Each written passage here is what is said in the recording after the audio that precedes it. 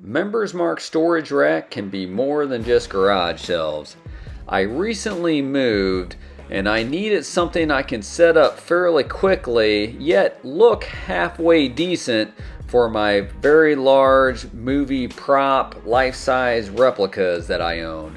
I also had various things for the garage and multiple sheds that I needed to move over and entered in these Member Mark storage shelves. If you want to learn more on how to set it up and how I customize these, stick around.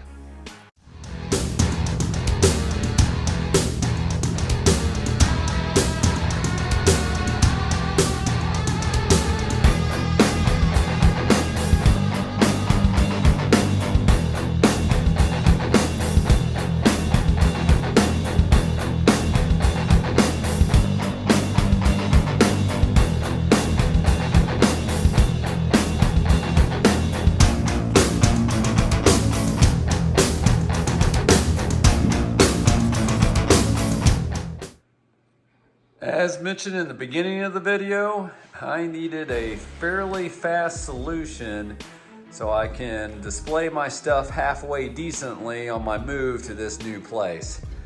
And I needed my garage set up, nice and neat. So I did a little bit of research, and what I came up with was these Member Mark 5-shelf deep storage racks. For you guys that aren't familiar with Members Mark, that is a Sam's Club exclusive, but I also heard that Costco sells something very similar. So I ended up buying a ton of these shelves. I think I bought at least 25, if not more. And I figured some people were asking about what I used, so I was kind of gonna go through with how you set these things up and then even how I customize some to even work for my needs. But yeah, I mean, one of the main reasons I went with these shelves, I think they look halfway decent. A lot of garage sells the actual rivet part where you connect the brackets. And here's a bracket here, and you can kind of see, I got it upside down, where the rivets connect into. Let me just grab one of these brackets. The rivets go right in to one of these. It's on the inside, not on the outside, so you don't see it. So it looks pretty clean on the inside. Now the other thing I really like about these shelves are they're completely black. And then the wood that goes underneath these are also a nice dark black. And it's almost got like a laminate finish on top, so they're really easy to clean. So they look halfway decent. And I think on some areas I am going to switch back over and build something custom, but in other areas I'm going to keep it. And I thought if I wanted these to look custom, I could even buy some like fancier wood trim, or I've got a router, make my own trim, install some magnets on it, and just magnetize it to the fronts and to the post, and then buy a longer piece of wood to make it look like one solid piece of wood. And if you did that, these would actually just look like a frame. These would actually just be the framework, but it'd actually on the outside more look like some custom shelving. So another really good benefit of having shelves like this is you can change the length of the shelves themselves. So every 1.5 inches, let me just pull up a bracket here, you've got these holes so you can raise or lower these shelves to whatever height that you actually need, which is really nice. So if you get as much collectibles and stuff as I get, you know, there's times that you're switching your display, so you'd like to switch your height. So yeah, let's just kind of go over some of the features here. As already mentioned, they adjust in 1.5 inch increments.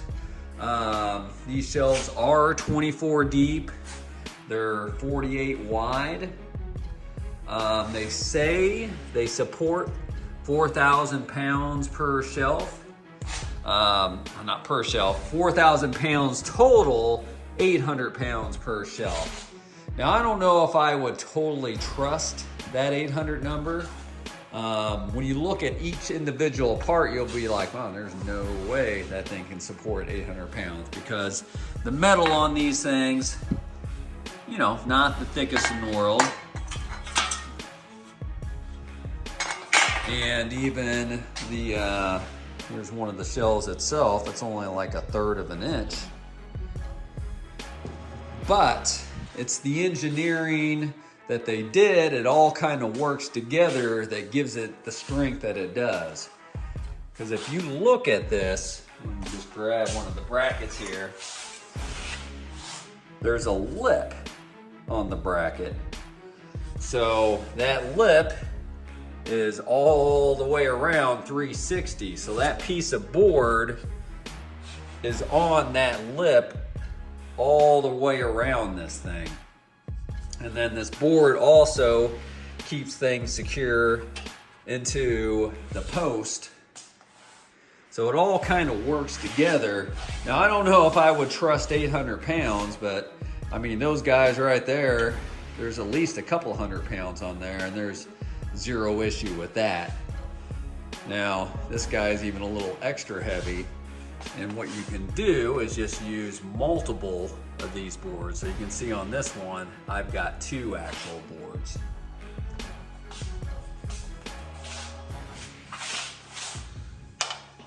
So by default, these 2 shelves here is kind of an example of what you would get in one box. So 5 different shelves you get in one box. So you can see here, there's 3 there, there's 2 shelves there. And then I am displaying it like this, but you also have the option, like a typical garage shelf, to go all the way up. So the way that happens is on this particular post, they give you one of these. Now you gotta watch out for it.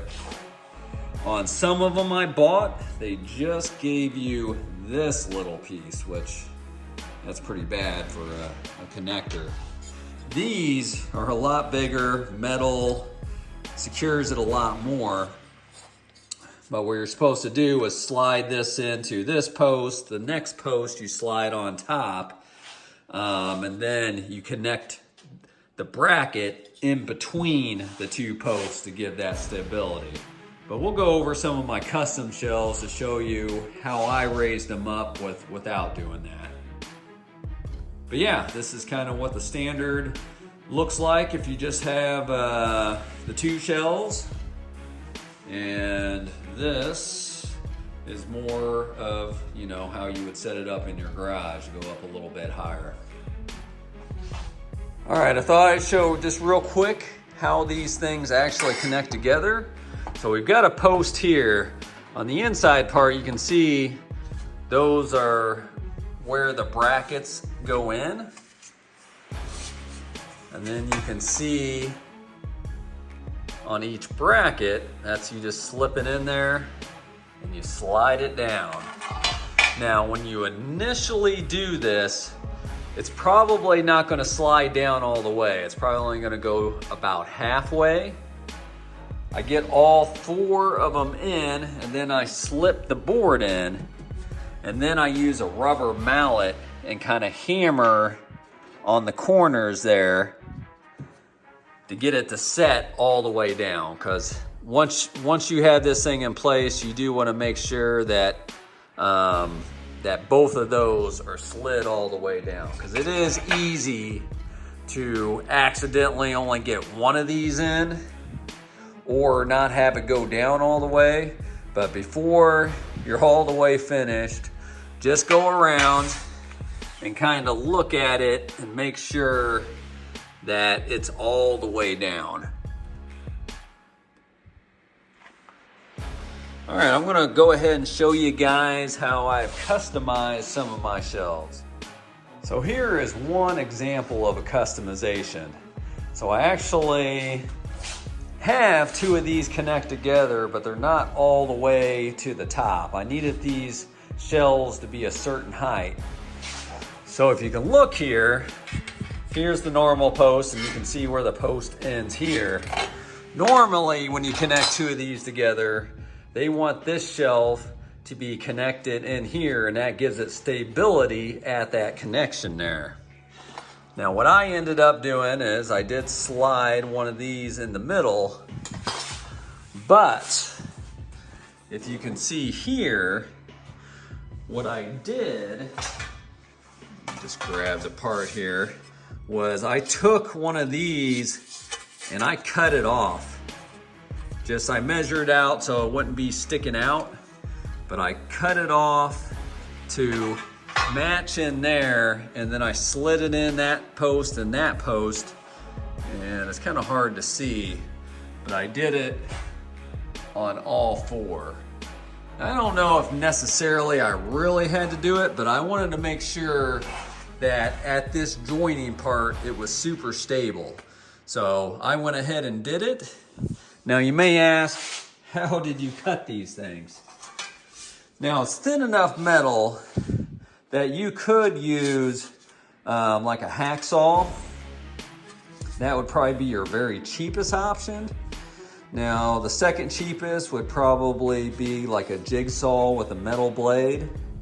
Now what I used in the very simplest method is I have a miter saw that I bought a miter blade, and that will cut through these things almost like butter.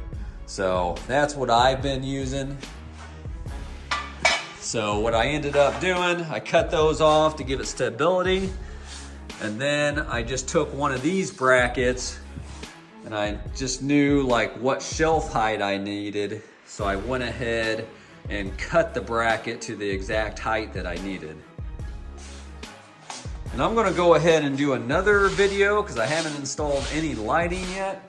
But I'll kind of show you guys how I did the lighting solution. So here is another example of what I did. Now it looks like it's just a standard bottom shelf, but I wanted the display area to be a little bit higher here. Some of these busts that I'm getting have some decent height.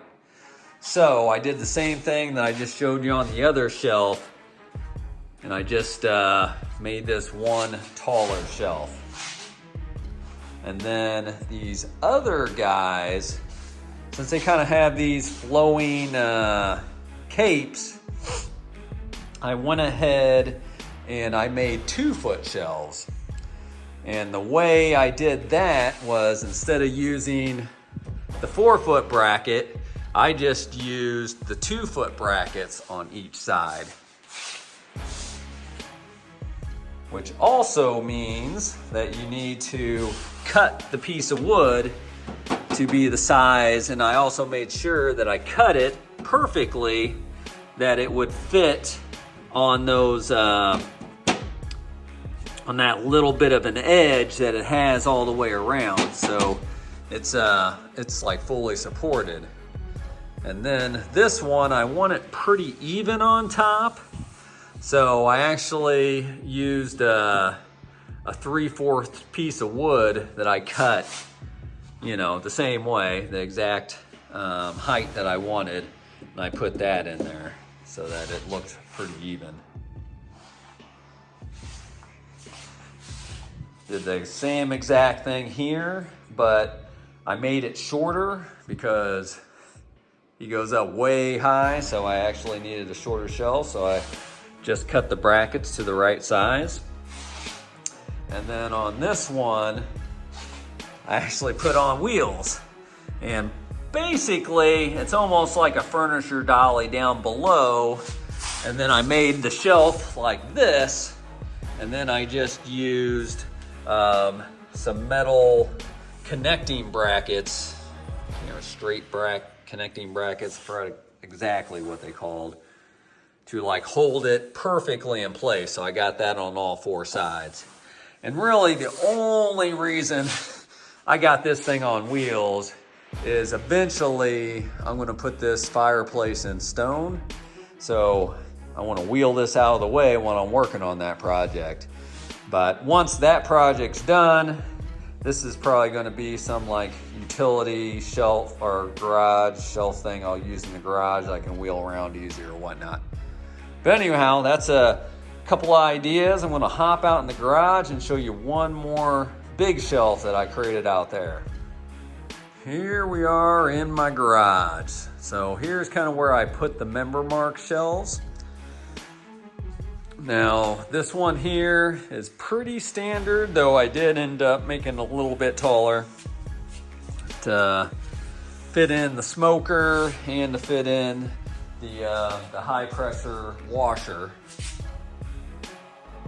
And then this one here is actually a standard build that you saw in front of the box. So you can see that the two posts are connected together with the bracket in the middle. And then I just kind of put the shelves where I needed them to be. But what I really did custom out here are these big shelves. So each one of these are 4 foot by 4 foot. If you noticed, I had multiple, well, as you saw downstairs, I had multiple 2 foot by 2 foot shelves. So I ended up using a lot of these 2 foot brackets on those, which left me with a lot of leftover 4 foot brackets. So I thought, well, why don't I just make giant 4 foot by 4 foot shelves? And in order to do that, you do need to buy a custom piece of wood, or 4 foot by 8 foot sheets. So each 4 foot by 8 foot sheet, of course, you can cut in half and make 2 different shelves. So I guess I had to make, what is that? 1, 2, 3, 4, 5, 6, 7. So I had to buy 4 by 8 foot sheets, and my local Menards had some with this black top on it. Now the sides weren't black and I had to paint the sides, but the top kind of had that almost laminate-like material. So that's where I got them. It's not an exact cut in half. Once you got one of these together, measure it, and then measure what exactly you need to cut the board so that it fits on that edge throughout the whole 360, and that's what gives it all that strength and stability. So that's what I did, and I built these giant 4 foot by 4 foot shelves that go up 6 foot high, and they came in super handy. And in this particular garage, I already had 4 foot by 8 foot up high, so it kind of fits in there nicely. Anyhow, I hope this video helped a lot of you guys, and I appreciate you watching another video. Till next time. Hey guys, I appreciate you watching another video. I'm a huge fan of home theater and these movie replica props. I'm going to put out a couple of videos each week in those areas. And if you're a huge fan like I am, go ahead and hit that subscribe button, and I'll see you in the next video.